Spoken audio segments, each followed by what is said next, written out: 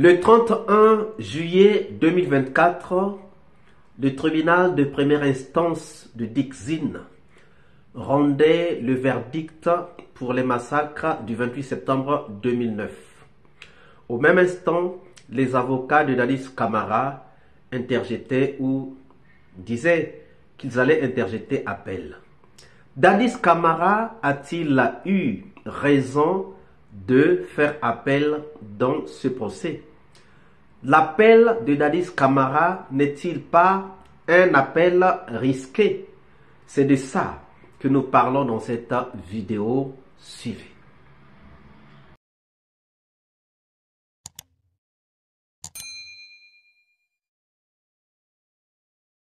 Bonjour, bonsoir, cela dépend de l'heure à laquelle vous regardez cette vidéo. Bienvenue si vous nous découvrez pour une première fois. Encore un réel plaisir pour moi de venir devant vos écrans vous exposer les analyses de Soleil d'Afrique avec un grand plaisir. Chers amis, l'appel interjeté par le capitaine Moussa Dadis Camara n'est-il pas un appel à risque? N'est-il pas un appel risqué? Cet appel est-il un appel qui va le dédouaner?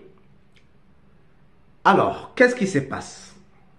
En réalité, en effet, tout accusé a droit de relever appel de la décision de la première instance pour aller à la deuxième instance ou encore de la décision de la deuxième instance pour aller à la troisième instance.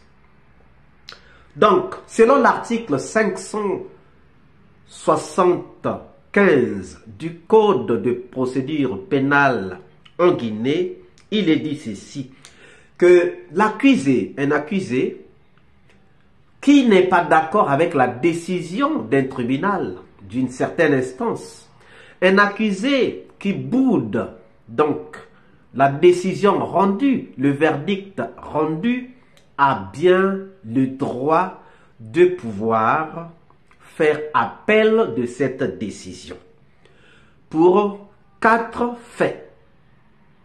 Il peut relever appel pour 4 faits.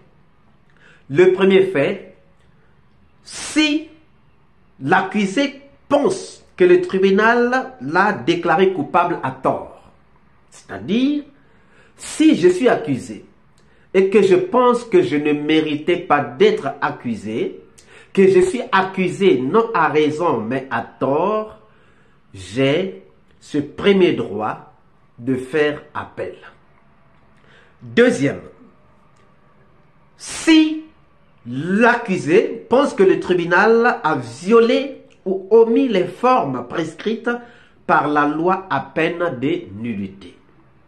Je suis accusé, je suis condamné, mais si je pense que dans la décision du tribunal, le tribunal a violé les lois prescrites ou encore le tribunal a omis les formes prescrites par la loi à peine de nullité, j'ai bel et bien le droit de faire appel.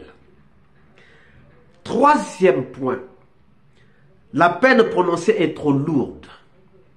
Je peux avoir volé un poisson. Si on me condamne à perpétuité, je me dis que la peine est trop lourde pour avoir volé un poisson. Donc, lorsque je pense que la peine est trop lourde, j'ai bel et bien le droit de pouvoir faire appel. Et le quatrième point, c'est si les dommages et intérêts que l'accusé doit payer ou doit verser à la victime sont énormes. Si je pense que j'ai volé un poisson qui coûtait 10 francs CFA et qu'on me condamne à verser à la victime 100 millions de francs CFA, je pense que la peine est trop lourde. Et si la peine est trop lourde, si les dommages et intérêts sont si les dommages et intérêts sont trop lourds, j'ai bel et bien le droit de faire appel. Donc, il y a 4 points sur lesquels on peut faire appel. Donc, Dadis avait 4 points sur lesquels il pouvait faire appel. Maintenant,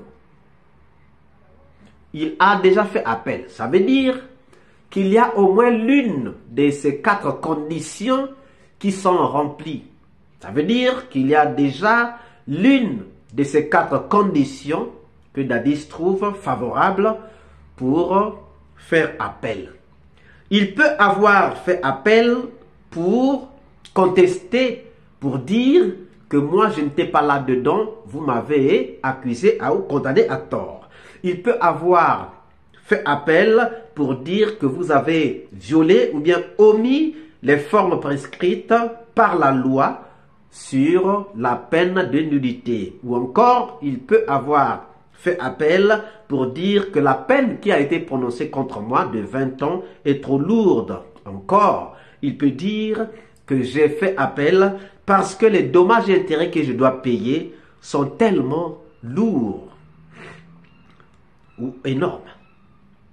Donc, parmi ces 4 conditions, Dadis Camara a sûrement une condition qui lui est favorable. Mais est-ce que c'est sur les dommages et intérêts à verser aux victimes? Est-ce sur la peine? Est-ce sur la violation des lois prescrites ou des formes prescrites par la loi? Ou encore sur le non-fondé de la condamnation prononcée contre lui? Donc, au regard de ces moyens, si la Cour estime que effectivement Dadis Camara a raison, ça dépend de combien d'arguments qu'il a utilisés, ça dépend de combien de conditions qu'il a remplies. Parce qu'on ne fait appel que par rapport aux conditions remplies. Si moi je dis que vous m'avez condamné à tort, je dois prouver que j'ai été condamné à tort. Si je dis que la peine est trop lourde, je dois prouver que la peine est trop lourde. Si je dis que les dommages et intérêts à payer sont très énormes, il faut que je le prouve. Et si je pense qu'il y a eu violation ou encore on a ou omission des formes prescrites par la loi, je le prouve.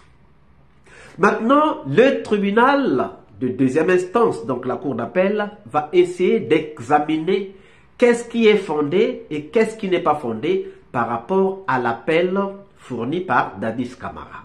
Donc, ce qui résulte que la cour d'appel peut annuler, peut se prononcer favorablement ou défavorablement sur certains faits ou sur d'autres.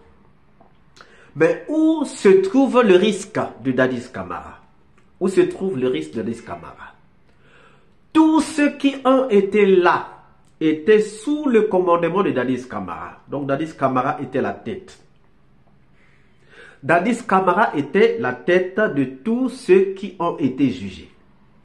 Il était chef hiérarchique par rapport à Toumba, par rapport à Diaby, par rapport à Tchekboro, par rapport à Pivi, par rapport à Marcel.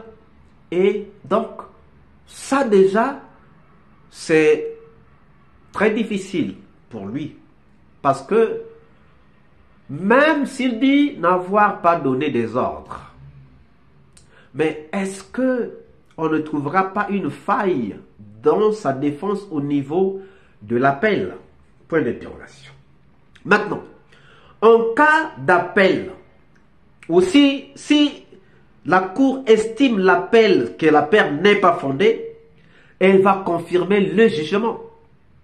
Si la Cour pense que l'appel n'est pas fondé, elle peut donc confirmer le jugement rendu en première instance et va donc condamner l'accusé ayant fait appel, mais pas seulement le condamner au jugement qui a été fait en première instance, mais il faudra aussi qu'il puisse rembourser les frais de procédure, c'est-à-dire tout l'argent qu'on a dépensé pour organiser le procès en appel Dadis ou encore l'accusé devra le rembourser.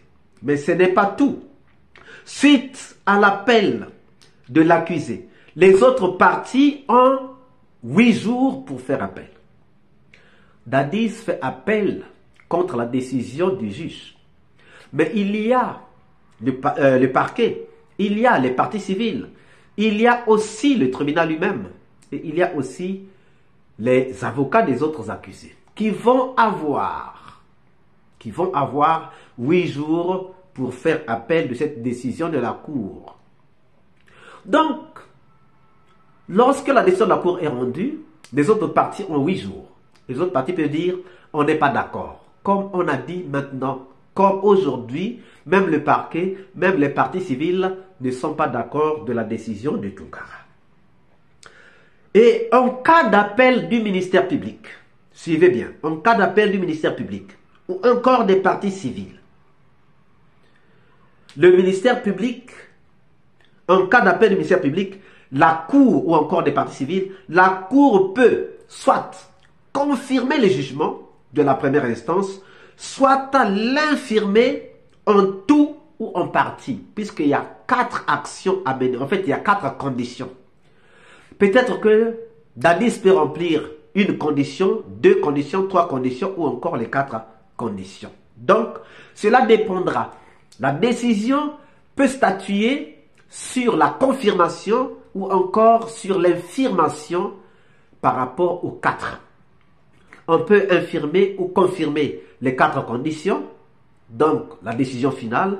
On peut voir, on peut se dire, oui, la peine est trop lourde, on dit, il faut rabaisser la peine. Ou encore, la peine est trop basse, il faut la rehausser. On peut dire, non, les dommages et intérêts sont trop lourds, il faut les rabaisser. Ou encore, ils sont trop peu, donc il faut les rehausser.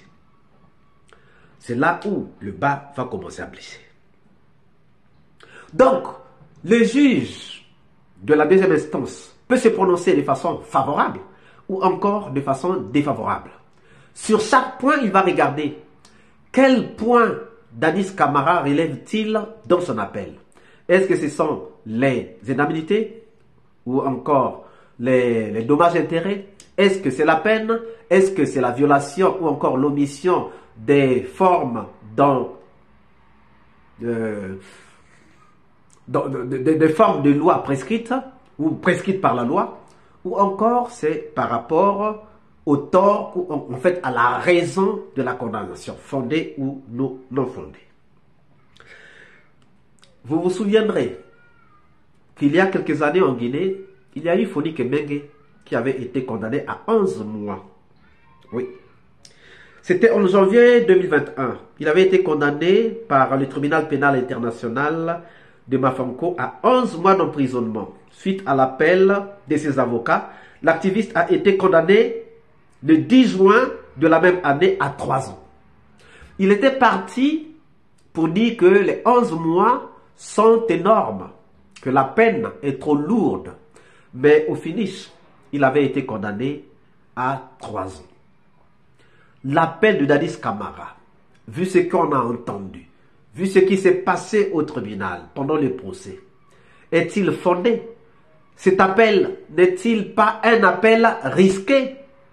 Chers amis, je ne voulais pas répondre à votre place, mais je voulais que chacun dise dans les commentaires si l'appel de Dadis Camara n'est pas un appel à risque ou bien s'il est un appel à risque.